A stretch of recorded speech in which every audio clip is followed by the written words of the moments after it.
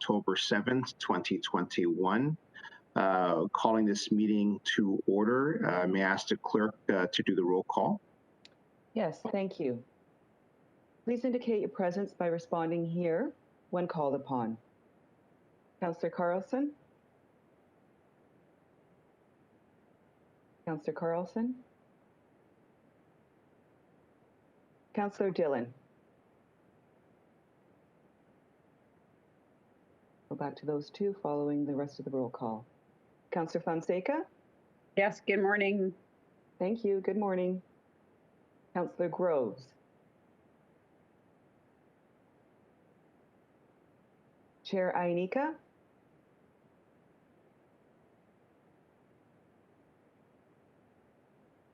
Chair Ionica, are you there? So, Madam Clerk, it appears we don't have quorum, so perhaps we give it a few more minutes and see if members may join. And if we could find out. Thank you. I believe Chair Ionica is here. If he can unmute. I'll go on to the rest of the members and perhaps we can see if he can unmute. Councillor Medeiros? Good morning, everyone. Thank you. Good morning. Councillor Vincente, you're here? I'm here. Chair Ionica, can you unmute your microphone? And this is Chair Ionica. Can you hear me now? Yes, thank you. Thank you. We do have quorum. Okay, great. Thank you. Thank you, Madam Clerk. Thank you very much. Thank you. Next, we move on to declarations of conflict of interest. Does any member have a conflict of interest to declare on any portions of today's agenda? Hearing none, the clerk will so note for the minutes. Next, we move on to approval of the agenda.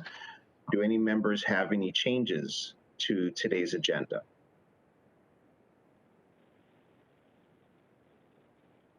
I see none. So I have a motion moved by Chair Ionica to approve today's agenda. All in favor? Are there any opposed? So that carries. Next, we move on to delegations. Madam Clerk, can you advise of the delegations that we have today? Yes, this is Patrick Chouinard of 5 Elements, and I believe he is with us. Very good. Welcome. So today we have Patrick Chouinard, founder and vice president, Element 5 Limited Partnership, providing us with technical information on sustainable mass timber construction methods to deliver affordable housing under the Federal Rapid Housing Initiative. Welcome, Patrick. Thank you very much. So we are Element 5. We consider ourselves to be world leaders in the mass timber revolution. The image that you see on screen is of our brand new manufacturing facility in St. Thomas, Ontario. And we believe we're in a position to make a positive contribution to Peel's affordable housing crisis. Next slide, please. Just to give you a quick overview of kind of what's happening in our industry to put our affordable housing solution in perspective, we're in the midst of a revolution in the construction industry that began in Europe about 30 years ago and is now well upon the shores of North America.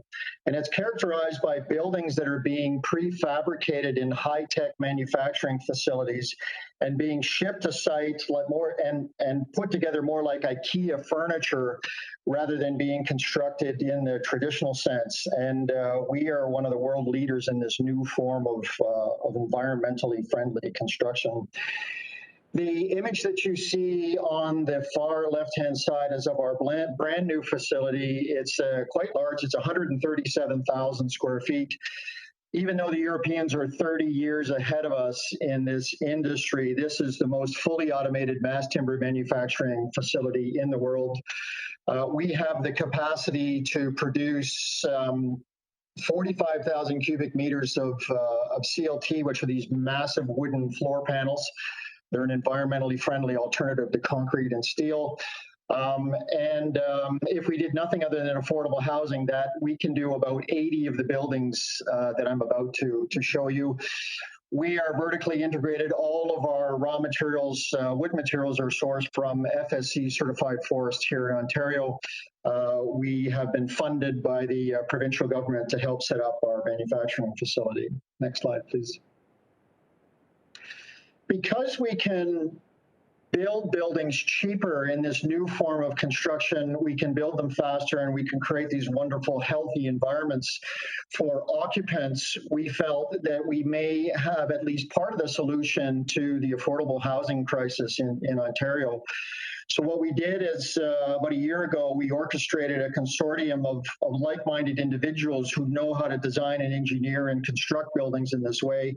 And we bid on our first affordable housing solution, which was for the YWCA in Kitchener, which is currently under construction. And we were fortunate enough to have won that project. And this is what this particular project looks like. It's a 41-unit multi-use residential building in Kitchener. Next slide, please.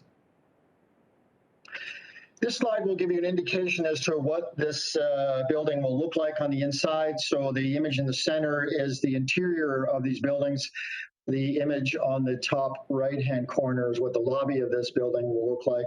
Biophilic research has been done to indicate that there are health benefits associated with living and working and exposing children to environments in which they're exposed to natural elements. So in the design of our buildings, we try to leave the exposure to natural elements, in this case, wood, where possible. Next slide, please. Here's a larger view of what the lobby of this building will look like. So everything is modular. Everything is prefabricated in our factory. There's no cutting of any of the materials whatsoever. That 41-unit multi-use residential building, we will have the structure up for that building in under 25 days. So they go together very quickly. A few of the features and benefits about this form of construction. Firstly, it's affordable. When we bid the YW project, we underpriced all of the other typical affordable housing manufacturers in the province of Ontario, so we know we have the most affordable option in the market today. It's very rapid because it's all modular. It goes together quickly. It's very durable. Unlike many of the affordable housing buildings that you see in the market today that use a lower grade of material for finish, that's not what we're offering here. These are really solid buildings. Every building has a life expectancy of over 100 years, and we use quality finishes on the inside. And also they're healthy for the biophilic reasons that I mentioned previously. Next slide. This will give you a sense as to how this building comes together. So it's all modular. We make these massive wooden panels that you see in the top right-hand corner. Again, they're an environmentally friendly alternative to concrete and steel. We use them for the floor slabs. We use them for the demising walls between the units, the elevator shafts and stairwells. And then we have a prefabricated envelope panel that we use to quickly enclose the outside of the building. Next slide. A few more features and benefits. It's sustainable because we're using natural, renewable, sustainably harvested materials. Every building is completely customizable to the requirements that Peel will have. We can change the size of the building, increase or decrease the number of floors, completely change the unit layout, whether studios, 1-bedroom, 2-bedroom, 3-bedroom units. They are highly efficient. Because of the tightness with which these buildings are manufactured and come together, they are high-performance buildings, which means lower overall maintenance cost on the building, and they're very safe to construct. So rather than have 20 or 30 construction workers on site, typically our buildings only have about 6 workers on site to assemble them quickly. Next slide. For every project we do a carbon impact study, and had this building been built in the traditional way, either concrete or steel, that would be 730 metric tons of carbon dioxide that would otherwise be spewed into the atmosphere. But building with wood allows us to sequester that carbon in the form of this building. Next slide.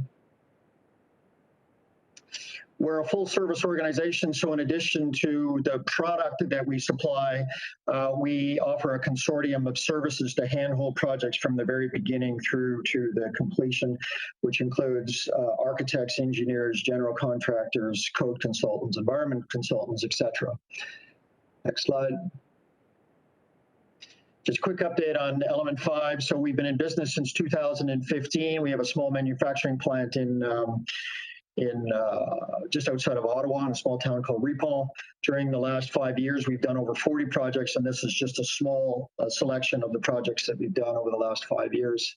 Next slide.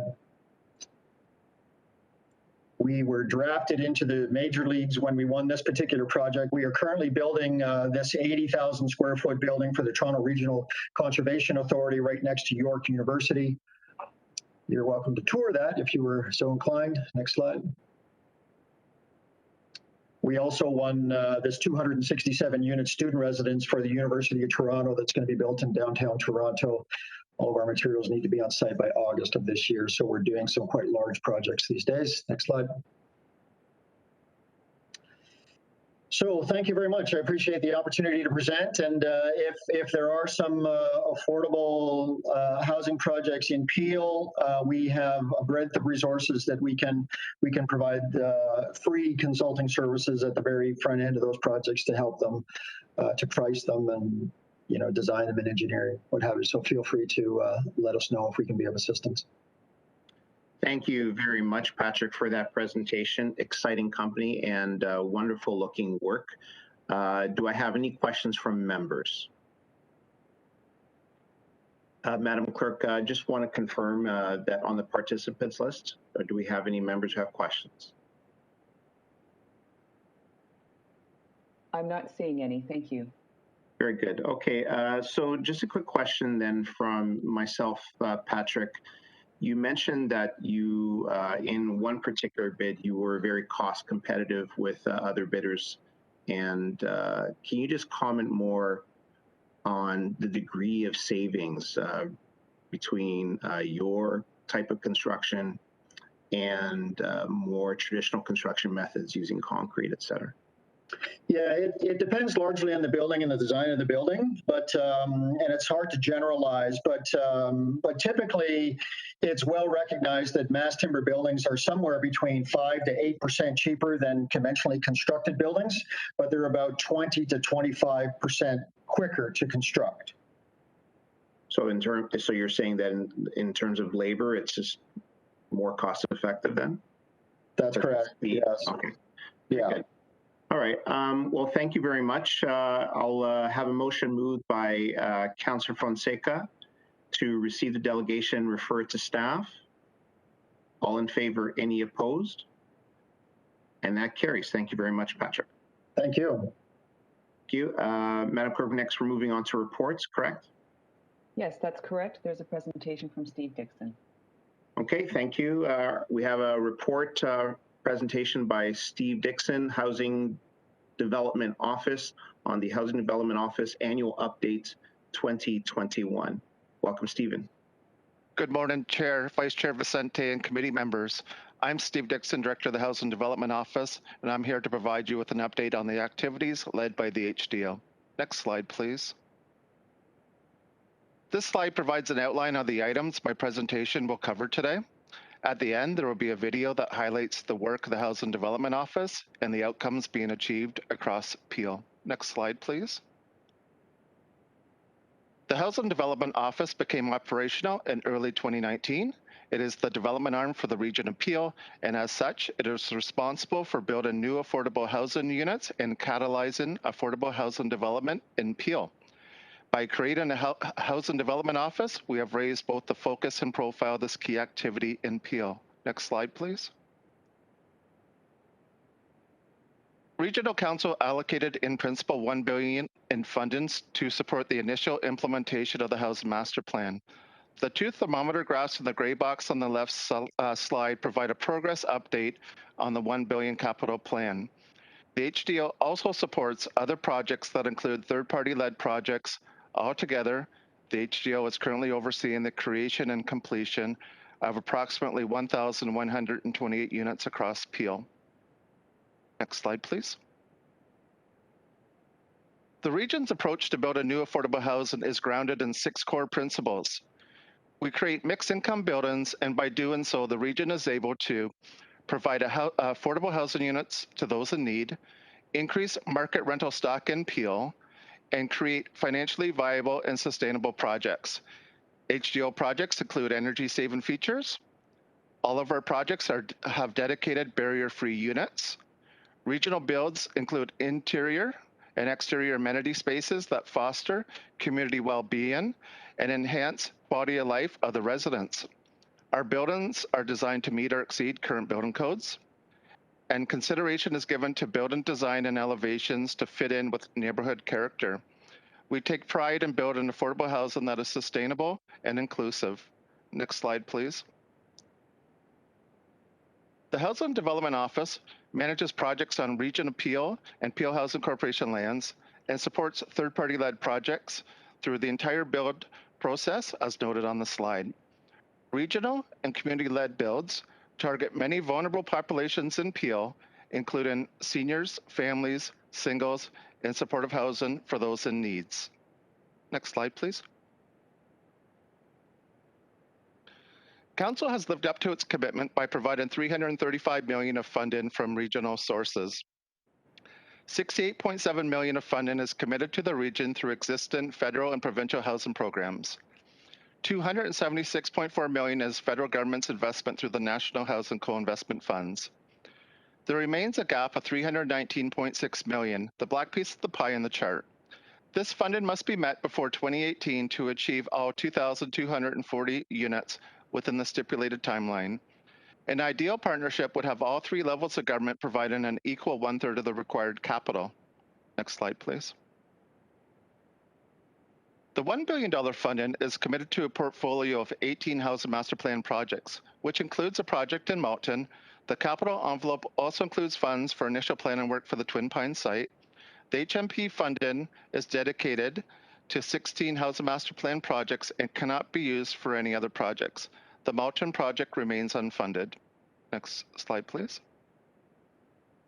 If the gap of the $319.6 million envelope is not addressed, 5 of the housing master plan projects have commitments of CMHC funds. However, there's no regional funds to support these projects currently. Municipal planning work must begin on these projects soon to meet the CMHC deadline of completion by 2028.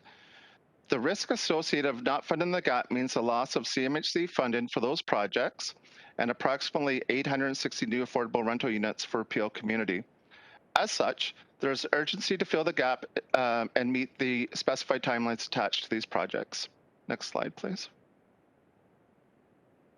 To mitigate these risks, the region would need to increase its funding level either through securing funds from higher levels of government or through the use of existing resources and tools at its disposal. Regional Council has approved a significant funding commitment to supplement existing federal and provincial funding available in order to support initial implementation of this plan. Staff will continue to work with Regional Council to advocate to both the federal and provincial governments to provide long-term funding to support the Housing Master Plan. Regional staff will continue to explore other capital funding strategies. Next slide, please. There are a number of factors that affect affordable housing development, including rising construction, labor, and material costs during this pandemic. Staff will continue to monitor any impacts. There is a limited supply of suitable development-ready sites to leverage funding opportunities such as the Federal Rapid Housing Initiative.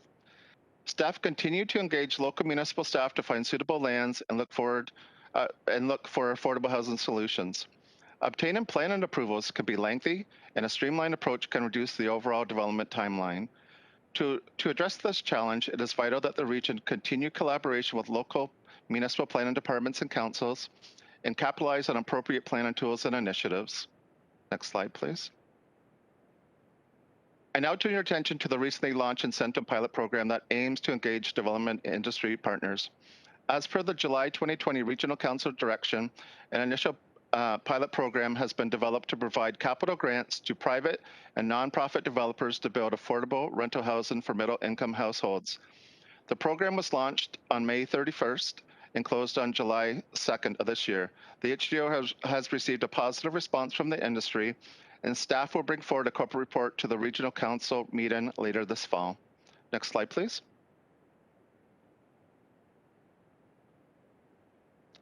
The next few slides and upcoming videos speak to the HDO's achievements. The HDO continues to make significant progress on capital builds. We have successfully launched the region's incentive pilot program. We have created a one-stop shop for affordable housing development and increased our presence on the web and social media. We have supported the region's advocacy efforts and ensured all funding opportunities, including time-sensitive ones like the Rapid Housing Initiative, are tapped into. Next slide, please. Moving forward, HDO priorities will be to make progress on the capital builds as listed on the slide, continue to work closely with regional and local municipal planning staff to ensure timely and streamlined planning approvals for our projects, evaluate the round one of the Affordable Housing Incentive Pilot Program with a future report on our findings, continue to support the region's advocacy efforts to get more funding for affordable housing. Next slide, please. We are proud to present our latest video, which highlights our ongoing work and the outcomes that we are achieving. Cue video.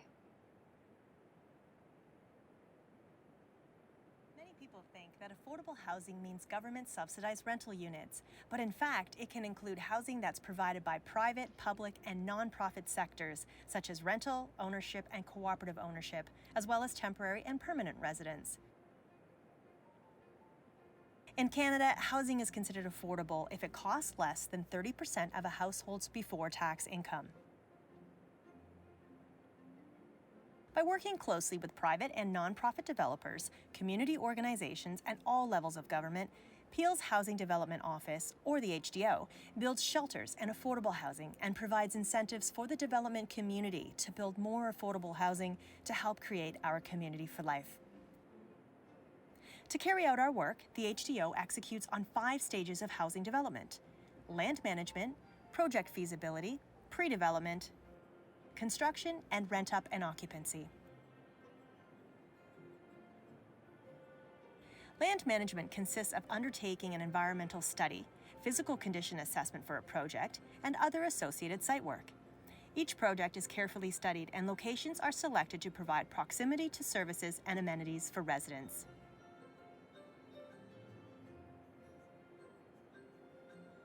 Project feasibility includes the acquisition of consulting for design development and contract administration services, such as building permit application, detailed design, and approvals. Pre-development is the work that needs to happen before construction can take place. This consists of design development, pre-tender construction cost estimates, planning approvals, and overall budget and scheduling. Construction includes the construction tender procurement award and all construction activities by the contractor through to completion. Rent-up and occupancy involves resident communications, advertising, tenant appointments, and lease agreement signing, and starts early during construction to ensure tenancy soon after the units are completed. In 2020 to 21, we were active in all aspects of these land development steps. We're continuing to work with the town of Caledon and landowners to secure sites for future affordable housing developments within the Mayfield West community. In Brampton, the feasibility analysis of sites at Peel Manor Affordable Housing Sites A and B, Chamney Court, Park Home Place, and 9996 Kennedy Road is underway. Part of this work includes creating a permanent location for the Brampton Youth Shelter at 1358 Queen Street West.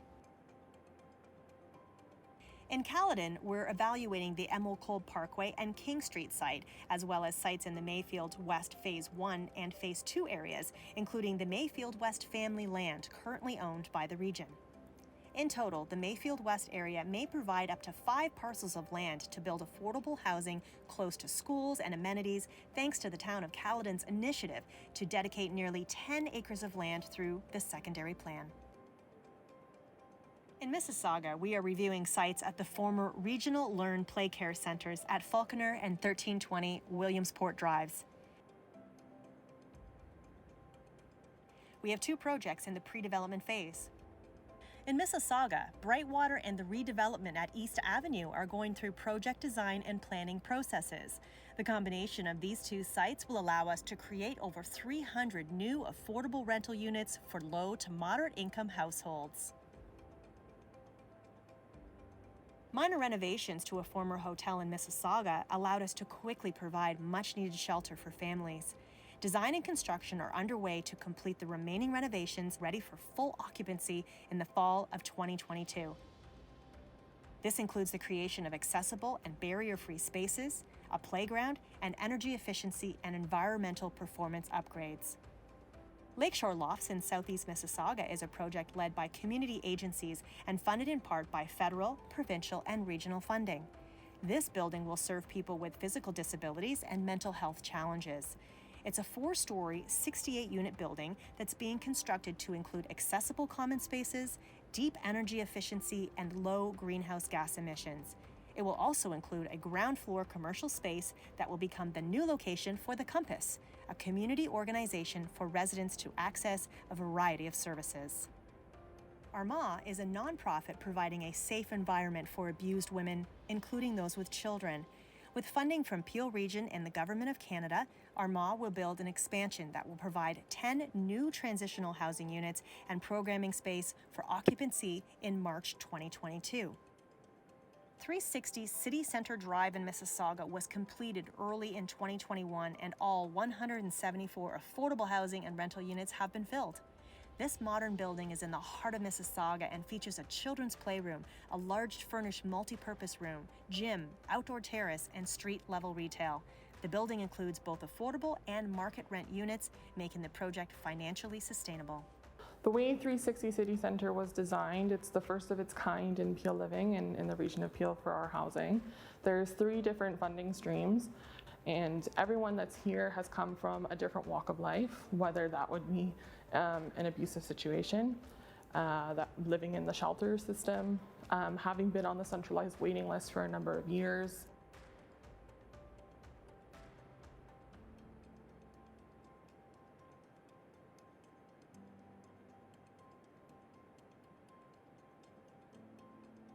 Maxine and Nigel, they came through a program called the Needs-Based Approach.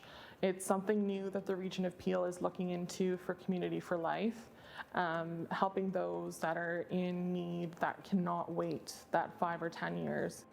With the new program that we have through Housing Stability and the Housing Stability Fund, they were able to be assessed by the assessment unit to live successfully and independently, and to ensure that Nigel wouldn't end up in long-term care. Thank you, Region of Peel. Thank you, City of Mississauga, for doing something like this for people like us and other people, homeless people, people that need shelter, abused women, to have the amenities, the kids zone, the gym, like the fact that you're able to live in a beautiful building. We don't know each other's background, but for Region of Peel to help people like us, it's amazing. It's amazing. I just want to say thanks to the Region of Peel for having this opportunity, being here, and it's grateful. In Brampton, the 90 affordable housing units at the Brampton Bramalea Christian Fellowship residences are all occupied. The building includes healthy energy recovery units, energy-efficient heating and cooling in each unit, indoor and outdoor common areas, and is a neighborhood filled with amenities. This was a project led by community agencies and funded in part by federal, provincial, and Peel Region funding. Buying or renting a home at market rates is unaffordable for 80% of Peel residents, and less than 1 in every 2,600 new homes built in Peel is affordable. In May 2021, we launched the Affordable Housing Incentives Pilot Program, which is targeted towards building rental housing for middle-income households by providing incentives and capital grants to the development community through a competitive application-based process.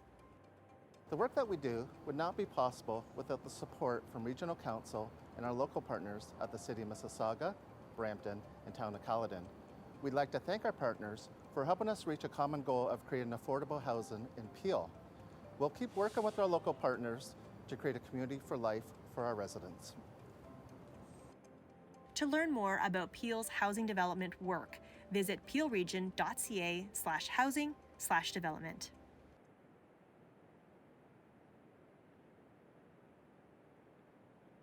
Thank you. That concludes my presentation, and we'd be happy to take any questions. Thank you very much. Stephen, do I have any questions from members? Councillor Groves. Chair Groves. Thank you, Vice Chair Vicente, and thank you for the presentation, and my apologies, I got confused with the time, but anyway. Great presentation, wonderful to see all the people that we've been helped. That's a great story with Nigel and his wife Maxine, and there are so many others out there like Nigel and Maxine. And I've often said sometimes we just don't know what life brings. Nigel had a stroke, Maxine lost her job, and there are many, many individuals like that. So I know that in the Mayfield West, we do have the land that was donated, and we're working with the region on affordable housing in Mayfield West. But over the next 20 to 30 years, Caledon will be taking on a significant amount of growth. And I know that I've got residents here that I'm unable to find housing for them. So my question through you, Chair, to the to staff, we had that land donation by the Wilson family. It's 20 acres of land.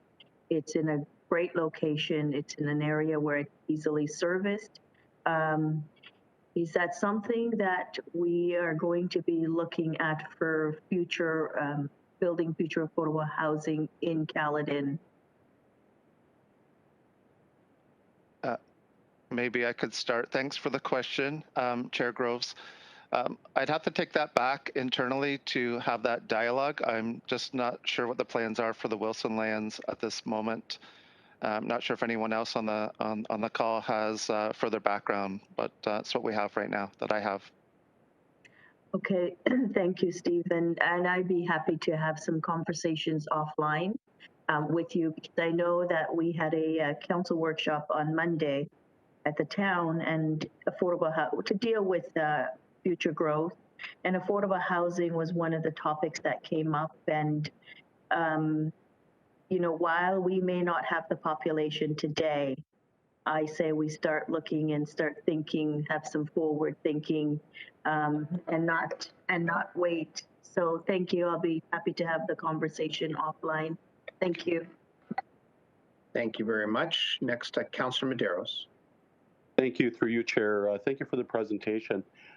Just a couple of questions. The first one would be, you know, one of the great things about some of the projects, and I'm sure this is part of the criteria, especially the one that we recently approved in Brampton, its proximity to high order transit, the way that it's integrating the community, it's well located, because there are other sort of affordable housing areas in which I visited, not just within Peel, but outside, that sometimes their location seems isolated, doesn't give that quality of life. Can you just speak to how important that is when we're talking about building new stock and incentivizing, but incentivizing where, you know, they're going to prime areas and it becomes a real true mixed community, and they're not just you know, put in the corner somewhere. And I think it's important to, you know, really emphasize that, you know, that really much goes into the thinking, the policy process of where we identify key locations. Thanks, Councillor Medeiros. Yes, we work closely with the local councillor, and obviously we want to have proper locations with all the amenities. We want it to be a appropriate location. We don't want a location to isolate everyone, because not everyone has, for example, their own car. So we pay close attention to transit, those sort of pieces, available amenities, schools, all those sort of pieces are top of our list, and we're always mindful of them. And I do have Nahida Jamal and Brett Barnes on our team if they have any additional comments or input there, but it's extremely important for us, Councillor Medeiros. And I guess my other question is around, and correct me if I'm wrong, and if you don't have these numbers, you know, it's not urgent, staff can provide them later. But there's always this misnomer that when we build affordable housing, that it's solely for Peel residents. So the idea is when we build affordable housing, we're meeting the needs of our local community, which a lot of times that is what we're doing. But in terms of percentage of, you know, folks who would be, you know, coming from Peel and folks who'd be coming outside of Peel, because my understanding is we don't discriminate and for one reason or another, but there isn't there isn't this sort of priority selection of people that come from Peel.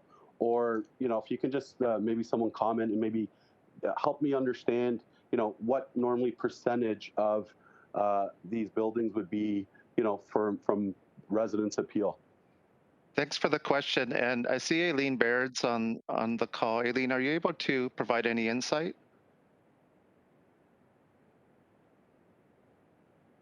If it's okay, could I just jump in? All apologies, I had my hand up. So I don't have an up-to-date percentage for you at this moment, Councillor Medeiros. As you know, it is information that we bring and the budget presentation, and also when we do the annual housing report. I will follow up for you, but just to confirm, as a requirement of the province, we cannot restrict people from the waiting list because they live outside of Peel, and it works, totally that way. People are on the waiting list for Halton that currently live in Peel, so there's a lot of movement that goes on. It is a significant percentage, and I'll get the update for you. Yeah, and again, I just think it's important because I do know sometimes the frustrations I have from those who are seeking accommodation, and they obviously want to stay close to their community. And I do know staff go out of their way to ensure that they're trying to find something that has some form of familiarity, attachment to the local community. But often the discussion with residents, and I go back to the downtown Brampton issue where people have this idea when we are building affordable housing that it's exclusive to meet the needs of the community, but understanding due to provincial guidelines. So yeah, and I'm not looking, if you can provide that and at a later time, there's no urgency, but overall, I think that's an important point. But thank you very much for the presentation, and we've taken great strides over the last couple of years where we are today. So fantastic work by staff. Thank you. Thank you. Mr. Chair, Madam Chair, it's Chris Fonseca. I'm having problems raising my hand. I just had a quick comment. Go ahead. Thank you, and I apologize for interrupting there. Basically, I just wanted to say, first of all, a thank you and a big congratulations to all that staff in Peel, and also, really to Regional Council, how we've taken strides to try to address and invest and make decisions around investing money, but also connecting and collaborating wherever possible to implement the most affordable units and the right built form to suit the needs within the community. I do want to say a huge thank you to that. With regards to, and I have a number of questions, but with regards to, for example, there's a reference to Twin Pines, there's a reference to Williamsport. Is it possible to, and those are obviously specific to Ward 3, I'm just requesting if I could have a meeting offline with staff on this. With regards to those two properties, one of the challenges is they're obviously in the city of Mississauga, we're in the middle of, and the Region of Peel is aware of this, the whole master planning for the Dundas corridor. And that's another whole layer of complexities when it comes to collaborating and working with different stakeholders and different groups that may be interested in, like if it's not for profits, and or obviously some of the sites are Peel sites, but collaborating with us to try to work together to maximize and optimize the funds that are available. So I would be requesting a meeting offline with staff on that. And I guess just one further question with regards, there's reference in the presentation and in the report to the region working with various stakeholders and those interested in collaborating. Is there a specific, who would be the specific individual, or is it a number of individuals that not-for-profit groups and or other organizations would connect with if they have questions and wanting to collaborate? And the final thing is, I think way back we actually did, and I can't remember what year it was now, but we actually did a forum where we invited various stakeholders to join together, and I can't remember, I think it was a half day. But just to have, like, not a brainstorming session, but it was like a forum. Again, at that point, I don't believe there was not the same amount of funding commitment, or we didn't have a national housing strategy. We weren't, fortunately and unfortunately right now, the reference to, 80% of people can't afford market rent.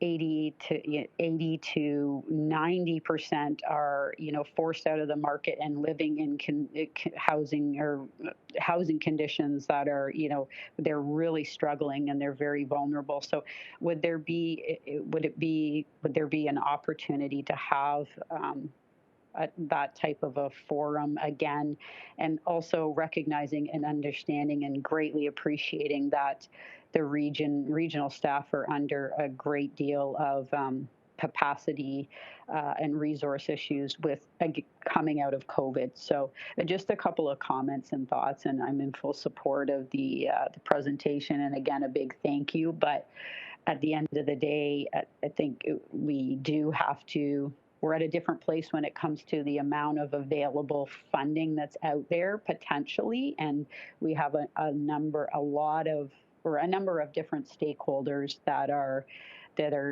can't do it alone and that are interested in partnering. And I know that it's referenced in the report, and it was referenced in the video. But at the end of the day, is there more that we can be doing to have that conversation with those various stakeholders? Thank you. Thank you, Councillor. I believe Commissioner Sheehy, you'd like to respond?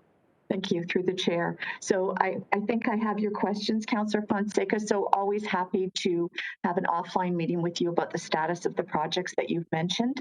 And in terms of stakeholders and nonprofit groups contacting us, they can always go through my office and we can triage them to the appropriate person, staff person. It depends on the status of the request that they're making. I will look back to get more information on the forum that you spoke to. We are enthusiastic always to meet with our stakeholders, but I'll also remind the committee that we're doing business a little bit differently than we did a few years ago, which was then we would receive funding from the province and then we would put out some kind of competitive document to try and get someone to work with us. Now we're much more proactive and we're building those relationships before we start to get out there and look for people. So I will follow up though, because I'm interested in the forum that you have spoken to and I just want to get more details. Thanks. So thank you. Thank you very much. Chair Gross.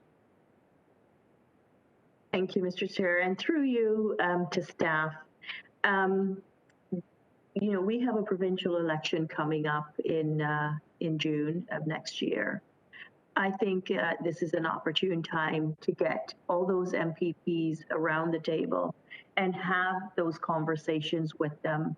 Housing has become, in my opinion, housing has become a real crisis. And if the crisis isn't addressed, then it's just going to get even worse as we move forward. So I know I think the chairman is on the line, Chair Ainika. And maybe I will leave it with staff to coordinate with the chair's office. I know that we meet on a regular basis on a Friday with MPs and MPP. I think the MPPs need to understand what their roles are, and I think a lot of them don't. I remember the last time we met with them when Councillor Parrish advocated for this. many of them weren't even aware what their role and their responsibilities were. So going into an election, there needs to be some priorities. And I think it is important that the province understand what the needs are for housing. I mean, they are asking us to house a whole lot of people over the next 20 to 30 years. And this pandemic, and we continue to say it, and it is a fact, this pandemic has left a lot of families and a lot of people with certain challenges financially, financial hardships, and that. So anyway, I'm going to leave it with you, Stephen, and your staff, and Aileen and Janice to coordinate something. And I know Councillor Fonseca spoke of the forum, and I recall that forum, but I think it is important that all of the MPPs in Peel Region, that we get them together and we have just a meeting on housing. I don't know when the next one is scheduled for. I know the chair's office schedules those meetings. I don't know when the next one is, but if we do have one scheduled, I think it needs to be just solely focused on housing. The other thing that I wanted to suggest as well, and we can work through the chair's office, is both myself and Vice Chair Vincente and Chairman Ainika and our staff, Aileen and Stephen, have a meeting with Minister Clark, because they do need to understand. And again, I'm pretty sure they're working through their budget now for next year. So we need their help, and whether it's also changing some of their policies.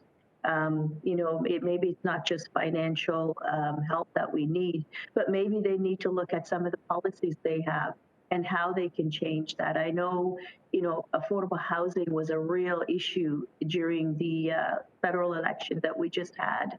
And I am certain it's going to be an issue in this upcoming provincial election. So those are my thoughts. I'm going to leave it with staff and the chair's office to figure out where we go from here. And I think it needs to be done sooner rather than later, because I am certain that all the other municipalities are knocking on their doors as well. And Peel Region is one of the fastest growing regions in Ontario. We've always been. We've never had our fair share of funding. And so because we've never had our fair share of funding, we're playing catch up. And I think we're way behind the eighth ball right now, trying to play catch up, because we have grown since then. And, I recall since I've been at the region, I've always heard that we haven't received our fair share of funding. And so it's about time. And if the province is going to tell us that we need to take this many people, then they really need to put their money where their mouth is. So I'm sorry for the rant, Mr. Chair, but I think this is such an important issue that it has to be front and center. We have to house people. Thank you. Thank you, CAO Baker. Yes, through you, Madam Chair and Mr. Vice Chair. So we'll refer that to our government relations team. We do, as you, I'm sure, are aware, have quarterly updates and meetings with both our MPs and our MPPs. But I take your point, Councillor Groves. Certainly, we understand the importance of the housing file. So through Keith, we will come back with a strategy on how we can do that and work out a bit of an enhanced advocacy plan, I think is what I'm hearing from you on the housing file. So you can rest assured we will take that back and work on it. Thank you. Thank you, Janice. And just quickly, is there a timeline? Because, like I said, I think there is an urgency here, and I'm guessing it would be most likely in the new year. I don't know if we're able to get something prior to that, or. Well, Keith is I believe he is in the participants list, so he may be able to jump in and tell us when the next regularly scheduled meeting is. I think we had one in late, well, we had the AMO meetings, obviously, in August. As you know, one of the challenges we have is their availability and being able to schedule a time that works for them and their legislative schedule. So if Keith can jump in and just speak to what our normal schedule would be, that would be great. But, you know, if we can do something in addition to that, we'd have to take that back and give it some consideration for timing. Thanks, Janice. Through the chair, it's Keith here. We are in the process of scheduling our next meeting, which will be in November. We don't have a date quite yet, but we'll get that out to councillors as soon as we can. We did do a session on housing with our MPPs. I can't remember the specific date. It might have been in 2020, but we can certainly revisit this issue again. And we will be discussing housing matters at our next GRC meeting on October 21st. Okay, thank you very much.